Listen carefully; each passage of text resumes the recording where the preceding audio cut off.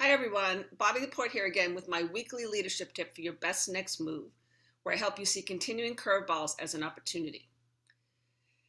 I know you're probably way tired of hearing about the great resignation, but despite the economy being a bit shaky and the job market softening a little, recent evidence shows that it's far from over. And according to a recent Gartner study, the pace of employee turnover, is forecast to be 50 to 70% higher than companies have experienced previously. And that issue is compounded by the fact it's taking 18% longer to fill roles than it did pre-pandemic. That same Gartner report found that 65% of employees are now reconsidering the role of work in their lives. But however, only 1/3 are open to internal solutions, providing part of that solution about where work fits in their life.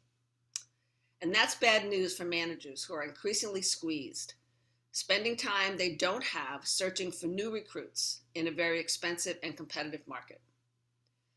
So one approach is to make career conversations with your team as meaningful as possible, focusing on career progression, not promotion. So if you want to retain people, help them see where their career could take them in the company, and then provide practical support to help them make that progress. One of the most effective ways to do this is through the practice of strength spotting, which you've probably heard me talk about before.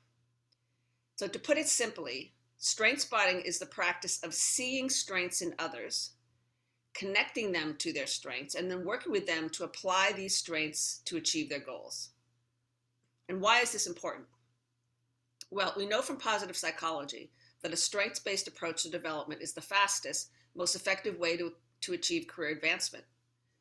But individuals often struggle to see their strengths, which makes it even more challenging to figure out how those strengths could be applied across different roles and different parts of the organization.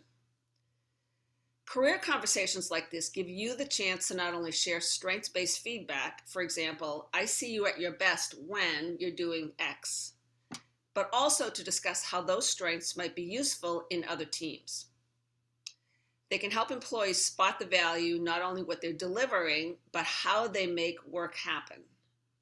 And helping employees go beyond being aware of their strengths to understanding how those strengths can be applied in different situations is often the first step in increasing an individual's confidence to start exploring career progression.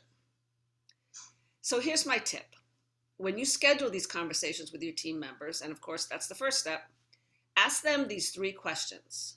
Number 1, what motivates you most about the work you do today? 2, what talents are you not using that you would like to use more often?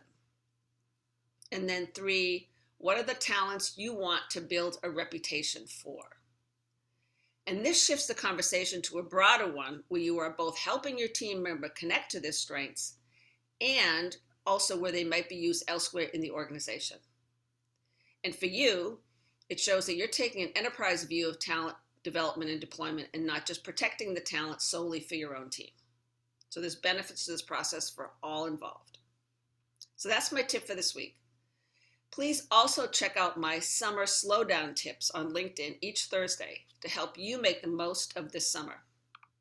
All right, everyone, I hope you have a great productive week, and I'll see you next Monday.